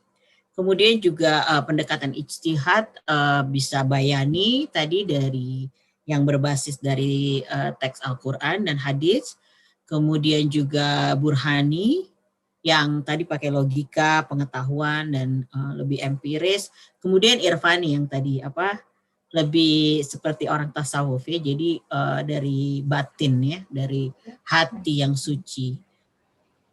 Kemudian juga tadi ada tentang memahami Islam dengan bentuk hierarki, yaitu nilai yang sifatnya filosofis, kemudian prinsip umum, juga aturan-aturan seperti halal haram. Kemudian ada 4 prosedur yang dilakukan jika ada kontradiksi antara dalil, misalnya dengan kompromi atau memilih salah satu, atau menganggap salah satu tidak berlaku, atau menghentikan tadi ya, yang tadi apa tadi namanya, muwakif. Tawakuf. Tawakuf ya. Ya tadi yang jadi berhenti. Jadi kira-kira itu tadi yang disampaikan oleh Ustazah, ini sangat ini banget ya, saya kayaknya akan banyak bisa loh jadi pemateri. Enggak, ini saya bukan, ini dari Mas Rafiq, saya juga sambil ngetik susah. Enggak, tapi ini jadi saya jadi kayak, wah ini banyak yang harus saya diskusi nih sama suami saya nanti. Jadi banyak bahan. Alhamdulillah. Jadi sebelum, mungkin nanti kita akan buka untuk kalau ada yang bertanya, tapi sebelumnya ini saya ada titipan pertanyaan dari Pak Arif. Jadi misalnya gini Ustazah, kalau misalnya ada deadlock tuh gimana? Kalau apakah tadi kan katanya bisa memilih, misalnya ada 2 hadis gitu ya, 2 dalil, dipilih yang lebih kuat. Tapi kalau misalnya pernah nggak ada deadlock, dan kalau misalnya ada gitu, kayak saling kekeh gitu. Iya. Itu gimana? Apa solusinya? Deadlock tadi yang kayak tawakuf tadi ya. Jadi gitu. di Munas itu memang sama sekali tidak ada yang kan namanya anggota Munas ratusan ya. Jadi terbagi kedua kelompok, tidak ada yang lebih kuat gitu ya. Jadi sampai-sampai anggota itu ya itu deadlock tadi, tawakuf. Tawakuf itu akhirnya berhenti memakai putusan lama untuk putusan, tetapi untuk wawasan ya silakan pribadi-pribadi punya pandangan sendiri gitu. Akhirnya seperti itu. Untuk hukum imam salat perempuan itu masih seperti itu, masih tawakuf. Itu kebetulan yang isu imam salat perempuan baru aja minggu lalu kita berdebat di rumah teman gitu. Jadi kayak saling yang mana nih, katanya dia enggak kok ada kan. Jadi kita sih bukannya para ahli, tapi ya itu seneng aja gitu, buka-buka kitab terus, maksudnya untuk tahu juga gitu, karena pertanyaannya tuh sama seperti yang Ustazah bilang, gimana kalau istrinya yang lebih paham, terus yang lebih bagus bacaannya, dibilang kalau di rumah gimana sholat kan, karena kan kayak saya, suami saya orang Amerika, tapi alhamdulillah suami saya sih bisa baca Quran, jadi maksudnya dia yang selalu jadi imam. Tapi kan ada juga yang misalnya suaminya baru masuk Islam, jadi masih bacanya masih belum bagus gitu. Nah, sedangkan istrinya lebih jago gitu misalnya. Jadi katanya kenapa nggak istri saya jadi imam, saya yang ikutan, kan saya belum bisa gitu. Nah itu kok waktu minggu lalu kebetulan kita berdebat soal itu, soal imam sholat itu perempuan. Terus ada satu lagi nih Ustazah, sebelum kita buka, kalau misalnya luasan cakupan hukumnya itu gimana gitu menentukannya? Gimana kita menentukan prioritas, terus mana yang harus didahulukan, itu gimana? Maksudnya masalah dalilnya mungkin ya. Jadi memang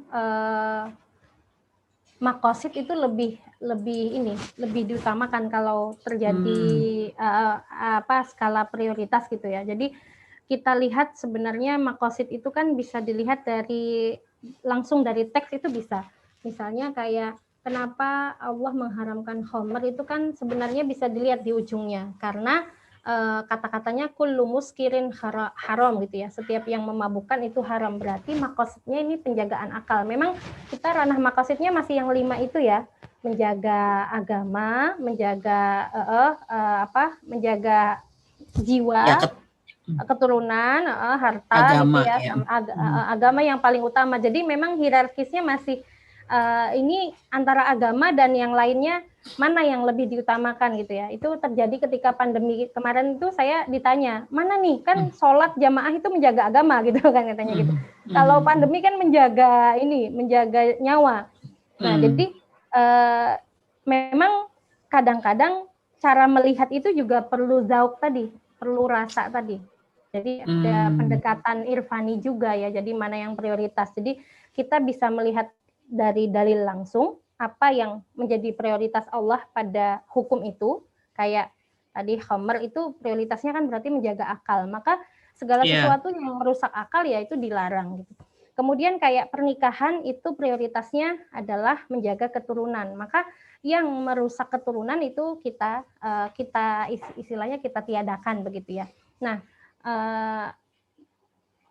kalau terjadi pertentangan antara makosid ini, maka memang ulama memang rata-rata mendahulukan yang agama begitu. Tetapi sebenarnya bukan berarti kalau pandemi, saya contohkan pandemi kemarin, itu bukan berarti pertentangan antara nyawa dan agama loh. Sebenarnya nyawa itu juga merupakan bagian dari agama. Nah itu yang kadang tidak semua orang bisa memahami itu gitu. Jadi dipikirnya kalau sholat berjamaah itu agama, kalau menyelamatkan dengan jaga jarak tetap di rumah itu nyawa. Enggak, padahal itu juga agama, menjaga nyawa gitu. Dan dalam sholat berjamaah sendiri itu ada banyak rukhsah yang Allah berikan. Jadi memang harus komprehensif ya melihat itu. Melihat makosid, melihat sebab turunnya hadis, sebab turunnya ayat, dan sebagainya. Itu nanti akan ketemu prioritas gitu ya, plus irfani juga. Ya, lain-lain banyak ya. Rata-rata gitu kan.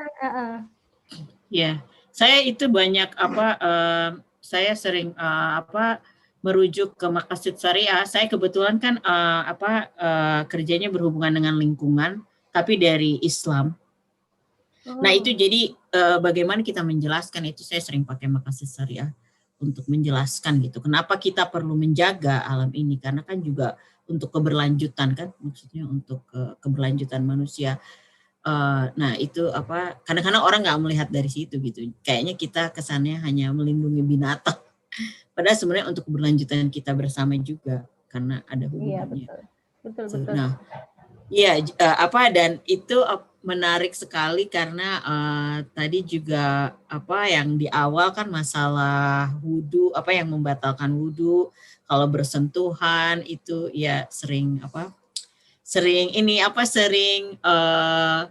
berdebat juga karena kan kalau di Indonesia kita kebanyakan mazhab Syafi'i ya, yang nggak boleh sentuhan sama sekali. Sementara suami saya itu Maliki, jadi dia habis wudhu dia pegang-pegang, rangkul-rangkul saya, terus teman saya lihat, loh kok kayak gitu, katanya, mana boleh, itu udah batal wudhunya. Gitu. Jadi dia ya itu, jadi sering masalah wudhu itu kayaknya sensitif banget gitu. Jadi ya, jadi terima kasih Ustazah. Nah sekarang saya akan buka kepada para pemirsa, kepada Bapak Ibu yang ikut pada sore dan malam hari ini di Amerika atau pagi hari di Indonesia. Kalau ingin bertanya, mungkin kalau yang Zoom sih bisa langsung aja buka mic-nya, di unmute. Kalau ingin bertanya langsung ke Ustazah, saya nggak ikutan Facebook Live sih. Kalau mungkin ada yang di Facebook Live, coba saya cek. Silakan Bapak Ibu, ada yang mau nanya nggak? Apa bingung? Apa kebingungan? Yang mana nih yang harus didahulukan? Pak Joko atau Pak Duta Mardin, ada pertanyaan nggak? Atau Mbak Fariha, Mbak Teh Keke, Mbak Rati, kalau ada pertanyaan silakan loh. Oh iya. Boleh saya nanya. Oh, siapa dulu? Silakan kasih tangan ya. Oke, Mbak Rati dulu. Mbak Rati silakan. Baik, Assalamualaikum warahmatullahi wabarakatuh. Makasih Mbak Nana dan juga Ustazah Lailatis. Menarik sekali tadi pemaparannya. Ada beberapa hal yang saya ingin mendapatkan penjelasan lebih dalam. Misalnya terkait dengan, kalau tidak salah tadi ada 3 macam produk dari tarjih ya. Ada keputusan, kemudian fatwa, dan wacana. Kemudian disampaikan kalau keputusan tarjih itu dia mengikat secara organisasi, secara formal.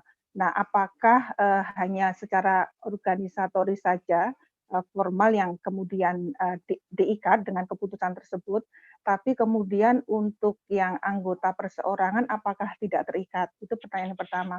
Terus kemudian terkait dengan fatwa, fatwa disampaikan tidak mengikat baik secara organisatoris maupun secara perseorangan dari anggota Muhammadiyah.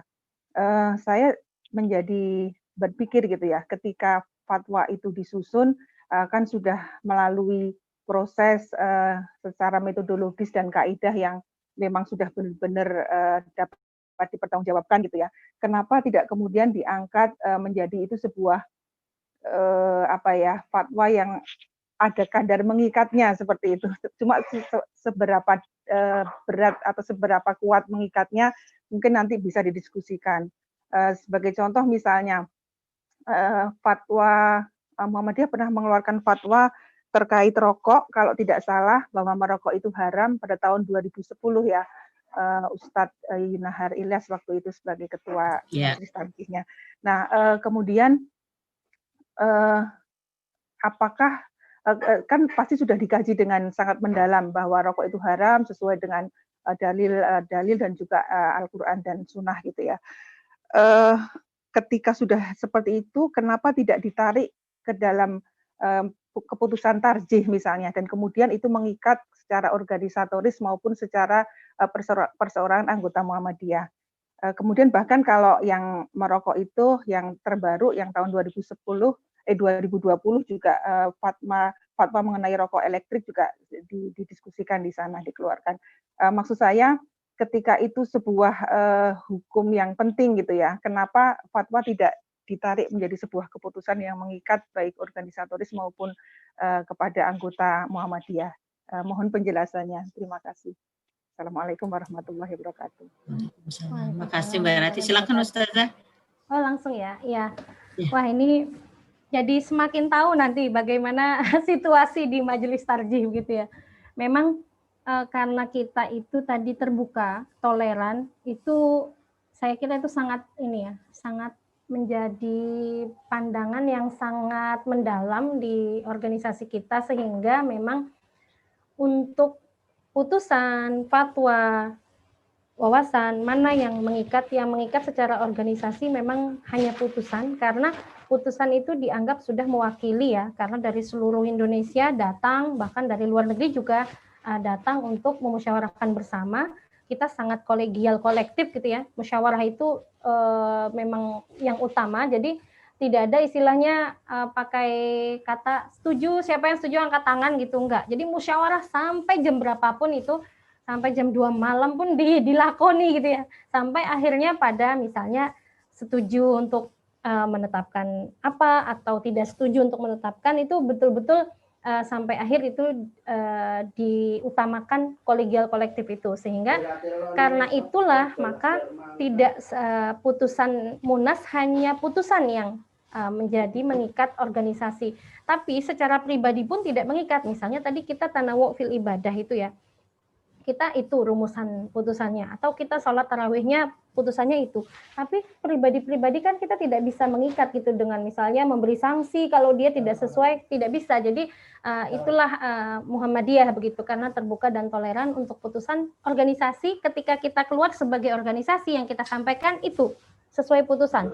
Tetapi ketika kita pribadi ternyata di rumah ini melaksanakan berbeda, itu boleh gitu, karena kita tidak kita bukan Allah ya. Jadi itu kan putusan hukum kita lahirkan untuk merespon gitu ya, pemikiran masyarakat, pertanyaan masyarakat, itu putusan kita. Ketika pribadi ingin menolak putusan itu, maka itu hak dia, kita tidak bisa membatasi haknya itu. Nah, untuk fatwa kenapa tidak bisa menjadi putusan, itu banyak juga sejarahnya. Kenapa fatwa haram rokok itu kok nggak bisa sampai putusan? Memang karena nggak pernah bisa akur di munasnya gitu. Jadi bahkan kayaknya lebih banyak yang tidak ingin menjadikan itu jadi putusan gitu, daripada ya kan semua membawa dalilnya masing-masing kan, dengan dalilnya, dengan bukunya masing-masing kalau munas itu. Jadi istilahnya tuh kayak lomba debat itu loh, kalau kita lihat mungkin lomba debat itu, begitulah situasinya, masing-masing dengan dalilnya. Jadi ujung-ujungnya tadi ada banyak hal yang membuat suatu fatwa itu tidak bisa menjadi putusan gitu ya. Ya terutama mungkin karena tadi kita itu kan berdasarkan kekuatan pada saat itu, berdasarkan pemikiran pada saat itu, munas itu bisa jadi nanti 10 tahun ke depan bisa jadi putusan. Atau bisa jadi berapa tahun lagi bisa jadi putusan, wallahu alam begitu ya. Karena kan setiap putusan itu ada orang yang membawa dalilnya, ada orang yang menyokongnya, ada secara kolektif bersama-sama setuju itu jadi putusan. Tapi kalau tidak setuju, apalagi banyak, itu ya susah untuk menjadi putusan. Itulah yang situasi kita tentang fatwa ya. Jadi makanya fatwa haram rokok kok tidak bisa meningkat ya. Mungkin ini waktu kita untuk berjuang gitu ya, terutama saya yang inginnya sih rokok itu tidak ada begitu ya di dunia ini. Tapi kan kita juga menghormati orang lain yang dia punya pemikiran sendiri. Jadi fatwa perlu proses panjang untuk menjadi putusan. Tetapi itu kenapa kok tidak mengikat? Karena fatwa memang merupakan jawaban dari pertanyaan masyarakat terhadap suatu kasus ya. Jadi itu mengikat bagi yang bertanya. Bagi yang lain itu boleh dia gunakan, boleh tidak dia gunakan sebagai pribadi. Tapi sebagai organisasi biasanya memang walaupun kalau tidak ada di putusan, di fatwa kita ambil gitu. Jadi misalnya di putusan nggak ada, di fatwa ada, maka kita pakai fatwa untuk organisasi. Tapi kalau wacana itu memang murni pendapat pribadi ulama-ulama Muhammadiyah, sehingga itu tidak mengikat siapapun. Nah itu mungkin jawaban saya, Bu Ratih atau Mbak Ratih ya. Semoga bisa terjawab pertanyaannya tadi. Terima kasih. Terima kasih Ustaz. Saya jadi kepikiran nih. Jangan-jangan kayaknya saya harus bekerja sama dengan Majelis Tarjih untuk mendorong isu lingkungan di Muhammadiyah supaya fatwanya keluar, terus kalau bisa keputusan, maksudnya nggak hanya pada fatwa. Oke, tadi ada yang mau bertanya juga ya selain Mbak Ratih. Siapa ya tadi? Kalau bisa oke Teh Keke. Nanti kalau ada yang mau bertanya lagi silakan pakai raise hand, angkat tangan atau tunjuk tangan, atau bintang, diketik bintang biasanya di chat. Oke, Teh Keke silakan. Ya, saya ada pertanyaan, tapi itu Mas Rofik juga ada pertanyaan tuh nanti di chat. Ya, boleh, itu karena itu nanti berhubungan yang seperti Mbak Nana tadi. Tapi saya mau tanya yang ini dulu, satu, kalau Muhammadiyah selama ini kan memang misalnya tuh tidak berpartai seperti itu. Tapi ketika misalnya tuh terhadap isu-isu di negara, terhadap ketika ada pemilihan pemimpin seperti itu, kira-kira kalau Muhammadiyah itu bagaimana gitu, bagaimana dalam memberikan panduan terhadap warganya. Satu itu. Kedua juga ya itu karena kan berkaitan dengan negara, misalnya tuh selama ini kan misalnya tuh kalau dalam penentuan Ramadan itu Muhammadiyah kan sudah jelas ya metode yang dipakai seperti itu. Tapi kan maksudnya di masyarakat itu kan jadinya ketika misalnya tuh terjadi perbedaan yang seperti itu sering apa namanya buat yang awam itu membingungkan gitu. Kenapa untuk yang untuk yang sifatnya seperti misalnya tuh Ramadan, penentuan Idul Fitri, kenapa apa namanya kan di negara sendiri suka ada itu loh apa namanya sidang isbat gitu ya. Nah itu eh, kenapa misalnya tuh ketika memang tidak ketemu berbeda ya harus nggak bisa diambil oh ya ini ya demi kebaikan bersama jadi ambil keputusan yang sama gitu seperti itu.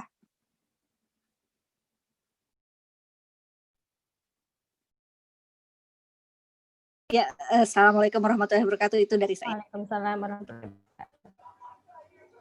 Berarti langsung lagi ya ini Mbak Nana? Ya, silakan Ustazah. Oke. Tadi pertama masalah politis ya. Mungkin saya perlu cerita dulu. Saya dengar cerita dulu kenapa sih muncul kepribadian Muhammadiyah. Jadi ada teks kita itu kepribadian Muhammadiyah. Kenapa muncul itu? Karena memang dulu Partai Masyumi itu kan ya banyak orang Muhammadiyah yang bergerak di sana. Nah, ketika mereka terpaksa waktu itu terpaksa bubar gitu, itu yang awalnya aktif di politik masuk ke organisasi masyarakat yang bertujuan untuk kesejahteraan masyarakat sebenar-benarnya itu, ternyata polanya itu berubah gitu. Jadi dari organisasi politik ke organisasi masyarakat itu pola yang dibawa itu kepentingan seperti ketika berpolitik, berpartai maksudnya gitu ya, bukan berpolitik tapi berpolitik praktis maksudnya. Dari situ muncul kepribadian Muhammadiyah dan dari situ warga Muhammadiyah itu bisa memahami bahwa memang berpolitik praktis itu tidak bisa membawa organisasi ini kepada cita-cita yang sebenarnya. Jadi memang dari pimpinan-pimpinan waktu itu merumuskan kepribadian Muhammadiyah itu diantaranya adalah kita memang aktif berpolitik tapi tidak berpolitik praktis gitu. Karena ternyata jalan di politik praktis itu kalau dibawa ke ormas itu iramanya tuh beda. Yang satu kan benar-benar kepentingan nih partainya gitu. Kalau kita kan beda banget. Kita itu kepentingan masyarakat semuanya. Nah, itu yang sangat berbeda. Jadi kita itu Islam rahmatan lil alamin itu yang kita perjuangkan. Sehingga memang kita tidak mungkin berpolitik praktis. Tetapi untuk masalah politik kita tidak boleh buta. Maka kita ketika ada RUU dan sebagainya sebenarnya pimpinan pusat itu terus ini ya sebenarnya mendampingi, memberi saran kepada pemerintah begitu ya. Maka kita itu memang dengan itu al-amru bil ma'ruf wan nahyu anil munkar itu cara kita ngajak kebaikan. Tapi memang nahyu anil munkarnya kayaknya nggak kelihatan gitu ya kan selalu diprotes kita tuh gitu. Muhammadiyah tuh mana nahyu anil munkarnya? Nggak ada demo turun ke jalan gitu. Maka kita itu berpandangan bahwa amru bil ma'ruf itulah cara agar mencegah dari kemungkaran. Jadi kita banyak-banyak berbuat kebaikan, banyak-banyak membuka kesempatan pendidikan yang bagus, banyak-banyak membuka lembaga-lembaga yang mendukung masyarakat ya, lembaga bantuan kepada masyarakat, rumah yatim dan sebagainya, rumah sakit dan sebagainya itu tujuannya untuk nahyu anil munkar agar masyarakat itu tidak disibukkan dengan perdebatan-perdebatan tetapi sibuk dengan bagaimana maju bersama. Nah, keinginannya Muhammadiyah kan itu karena kita memang Islam rahmatan lil alamin. Jadi kalau secara praktis untuk politik bagaimana arahan-arahannya biasanya memang kalau ada kader kita yang mencalonkan memang kita memberikan suara ke sana begitu ya. Tapi kalau kadernya banyak nih, nah maka kita memberikan pilihan gitu. Jadi biasanya kan ada kayak dari Muhammadiyah itu biasanya ada edaran dan sebagainya dari pimpinan pusat itu bagaimana menyikapi politik yang sedang berkembang begitu. Jadi memang kita betul-betul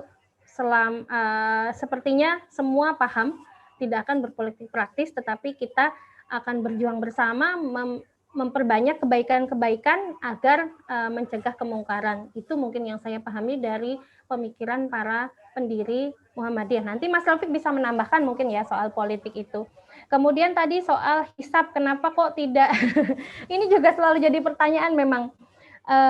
Karena memang gini, kalau kita selalu kenapa tidak mengalah, mungkin gitu ya, kata-katanya Muhammadiyah ini kok nggak pernah ngalah gitu ya. Tapi karena kalau kita tidak memperjuangkan itu nggak nyampe-nyampe gitu. Karena tadi kan kita ingin Muslim itu satu global itu punya hari raya yang sama, maka dimulai berjuang dari kita. Di negara kita, bagaimana kita mendekati pemimpin, dan ini sudah mulai sangat berubah loh. Kalau Teh Keke bisa melihat, dulu kan mesti isbat itu persis mau ini ya, mau besoknya puasa hari sorenya gitu ya, maksudnya sore itu dilihat. Ini kan sudah 1 hari sebelumnya udah bisa dilihat. Itu sebenarnya bentuk apa ya, bukan lobby ya, kita pernah juga mendekati Menteri Agama, kita mendatangkan Menteri Agama untuk bermusyawarah, kita mengajak ayo berpikir bagaimana kita bisa secara global. Jadi sebenarnya sekarang cita-citanya udah bagaimana secara global kita sama-sama. Makanya kita sudah mendapati di Indonesia itu sudah tidak terlalu ini ya, sidang isbat itu sudah tidak terlalu heboh gitu ya.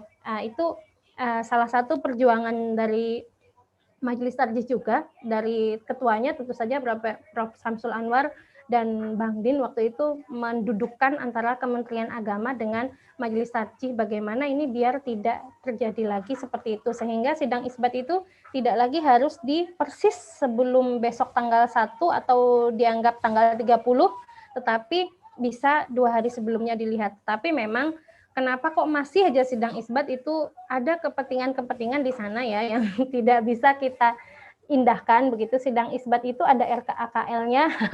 Jadi kalau itu ditiadakan ada banyak yang dirugikan. Nah itu mungkin kalau menjawab sidang isbatnya kok masih ada. Tapi insya Allah nanti teman-teman yang pulang bisa berjuang bersama mungkin ya.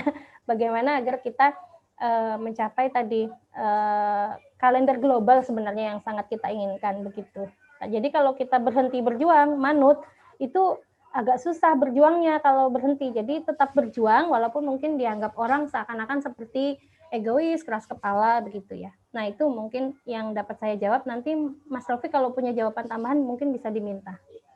Terima kasih. Terima kasih. Saya juga dengar tuh lagi ada pembicaraan tentang Global Muslim Calendar ya. Kan kita, kalau kita di Amerika lebih seru lagi. Satu kota bisa lain-lain sholat idnya hari apa. Bukannya satu negara lain, kalau satu negara udah jelas. Like yang di pantai timur sama pantai barat beda lebarannya. Jangankan itu, yang satu kota aja bisa lain. Jadi ya, karena kan kita nggak punya kayak gitu ya. Walaupun di sini ada fiqh council, majelis fikih, tapi nggak semuanya ngikutin kan karena nggak ada strukturnya. Oke, ada yang ingin bertanya lagi dari Bapak Ibu? Itu dari Mas Rofik ada tuh pertanyaan.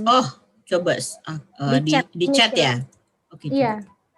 Aku baca. Adakah dulu. pemikiran Muhammadiyah tentang lingkungan hidup? Oh iya.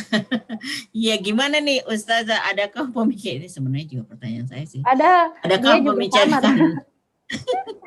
Mas Taufik juga termasuk itu tuh, termasuk penulis sebenarnya ya. Kita memang sudah mulai memikirkan diri kita sebagai khalifah ya. Jadi nggak berputar di fatwa terus apa hukum ini, apa hukum B, apa hukum C.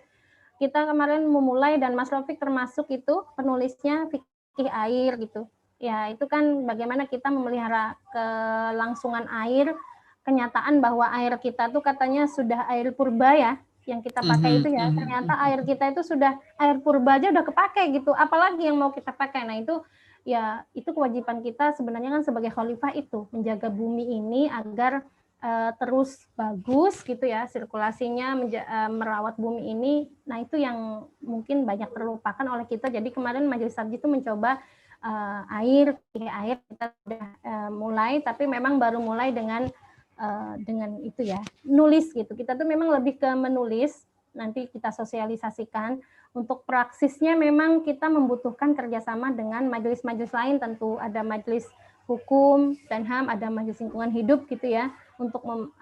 menyuarakan ini. Bahkan ada majelis tablik juga yang kita harapkan isi tabliknya itu bukan hanya mengajak kepada misalnya mengingatkan dosa, haram, wajib dan sebagainya, tapi kita berharap ayo mubalik kita itu juga menyiarkan produk-produk tarjih. Itu ada banyak yang konsen terhadap lingkungan hidup begitu ya. Dan fikih kebencanaan itu kan sebenarnya juga konsen terhadap lingkungan hidup gitu. Jadi kita itu apa yang terjadi pada kita itu harus kita mitigasi dan sebagainya, itu kita berharap itu mubaliknya juga seperti itu. Nah, makanya memang masih berjuang untuk untuk itu gitu ya. Mbak Nana nanti subhanallah bisa bekerja sama.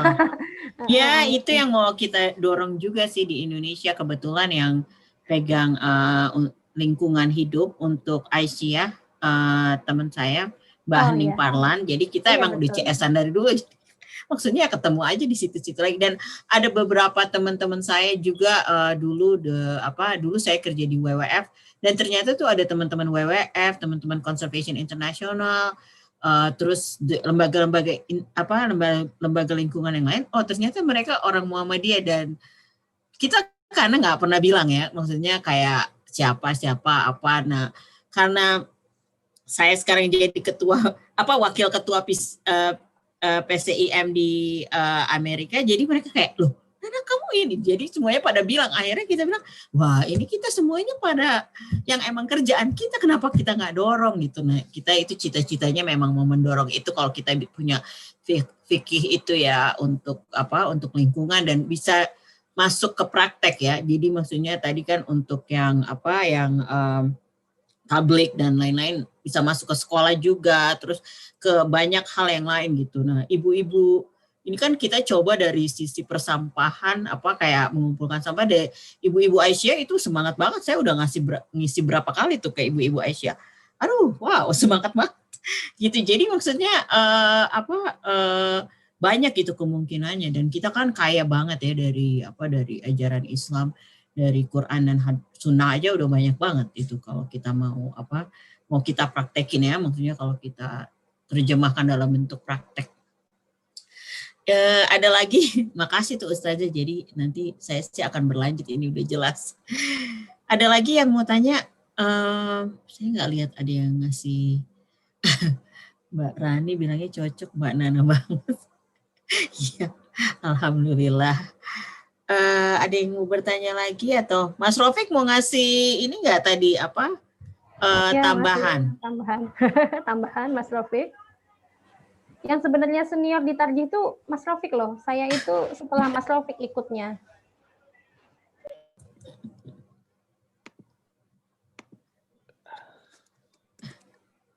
Mas Rofik kalau mau ini loh.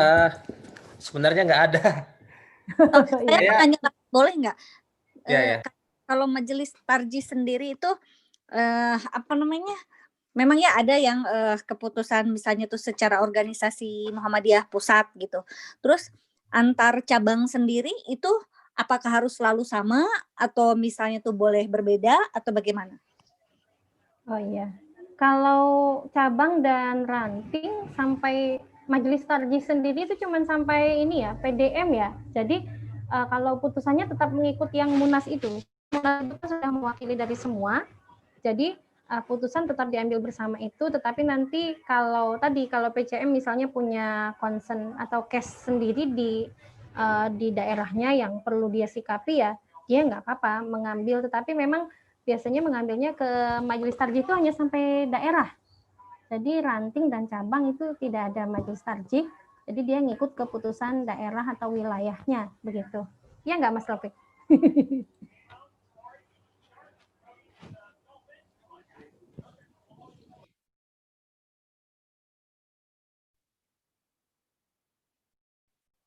Kalau ada yang mau ditambahin, Mas Rofik silakan loh. Sebenarnya saya nggak mau bicara karena merusak suasana. Oh iya. Dari tadi kan semua yang bicara ibu-ibu, tiba-tiba saya bicara, jadi akhirnya. Oh iya. Jadi muncul perusak gitu. Ya nggak mungkin mewakili teman-teman PCM. Kita mau bilang makasih ke Ustazah Lailatis. Kalau saya karena Mbak Lailatis seperti Mbak sendiri gitu, karena jaraknya juga 2 tahun. Jadi saya manggilnya Mbak. Sila yang lain juga saya kira manggil Mbak nggak apa-apa karena Ustazah Lailatis ini masih muda. Jadi dipanggil Mbak nggak masalah gitu. Iya, Jadi masih muda ya. Tahun ya depan baru. mewakili semuanya kita mengucapkan terima kasih. Nanti insya Allah kita ketemu lagi di forum convention itu tanggal 20 Convention ya. September. Ustazah Lailatis atau Mbak Lailatis ini salah satu tim penulis keluarga Sakinah ya. Jadi tadi sudah disebut oleh Mbak Lailatis, Majelis Tarjih itu kan tugasnya adalah berpikir dan membuat konsep gitu. Nanti kalau praksisnya bidang-bidang lain di Muhammadiyah. Nah, di antara yang konsep sudah ditulis itu konsep keluarga Sakinah gitu. Nah, Ustazah Lailatis salah seorang penulisnya, perumusnya, dan insya Allah sangat menguasai gitu. Sebenarnya itu sih mengenai substansi materi relatif nggak ada, cuman tadi mengenai hisab tadi itu tadi disebut oleh Mbak Lailatis, Muhammadiyah dikesankan egois karena memperjuangkan satu pendapatnya sendiri, nggak mau bersama gitu. Sebenarnya kalau kita ngelihat hukum Islam itu karakter dasarnya itu sifatnya plural. Jadi dia tidak boleh diimpos oleh state gitu. Kalau kita bicara dalam sejarah hukum Islam misalnya, di mana aja dalam sejarah hukum Islam itu fenomena umumnya adalah ada plurality, ada fleksibilitas, masyarakat bisa memilih gitu.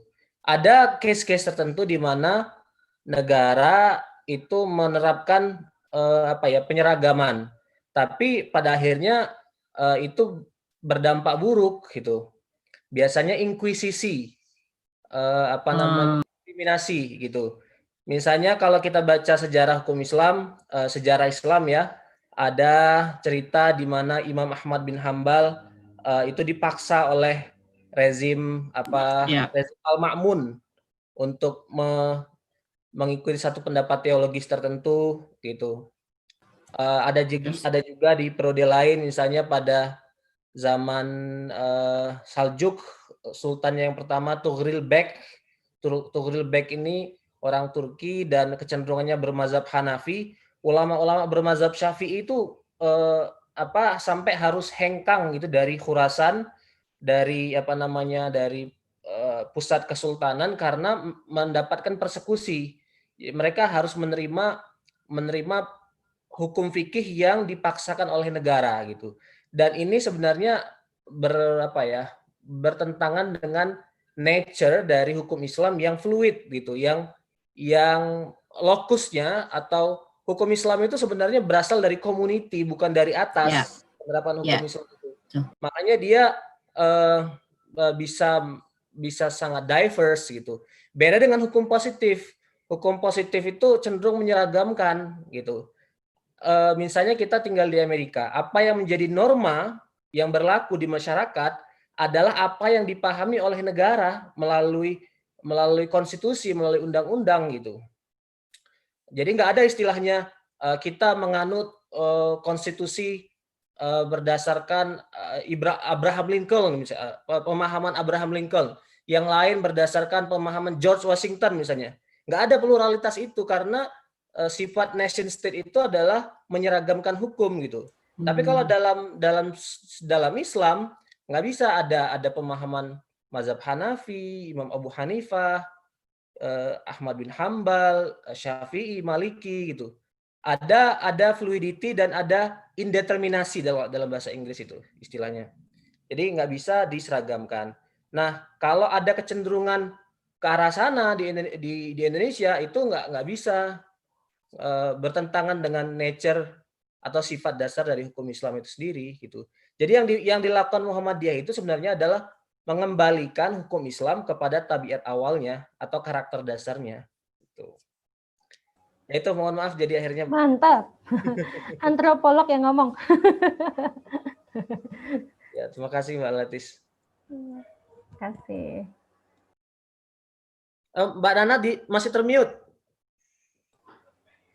Oh iya, udah 8.34 ya. Saya nanti izin. Izin. Masih mute Mbak Nana? Mbak Nana masih mute. Oke, sudah bisa ya. Oke. Oke, terima kasih. Ini komputer saya sampai ngambek kayaknya. Ya, terima kasih banyak. Itu kayaknya tadi Ustadz Raufik udah menyimpulkan, jadi kayaknya sih saya nggak perlu menyimpulkan apa-apa ya. Terima kasih banyak sekali lagi untuk Ustazah Lailatis, dan saya sih pribadi suka sekali, dan saya rasa juga Bapak Ibu yang lain yang mengikuti kajian kali ini juga sangat menikmati dan insya Allah bermanfaat bagi kita semua. Alhamdulillah, mari kita tutup kajian kita kali ini dengan doa penutup majelis. Subhanakallahumma wa bihamdika asyhadu an la ilaha illa anta astaghfiruka wa atubu ilaik. Alhamdulillah, saya mohon maaf kalau ada kurang-kurang dan salah-salah, dan sekali lagi terima kasih banyak Ustazah Lailatis. Wabillahi taufik wal hidayah. Wassalamualaikum warahmatullahi wabarakatuh. Waalaikumsalam warahmatullahi wabarakatuh. Makasih semua. Saya izin live ya berarti ya. Ya, terima kasih. Pasti dikejar Zoom selanjutnya ya. Iya, betul. Mbak Nana juga tuh sebentar lagi jangan pamit.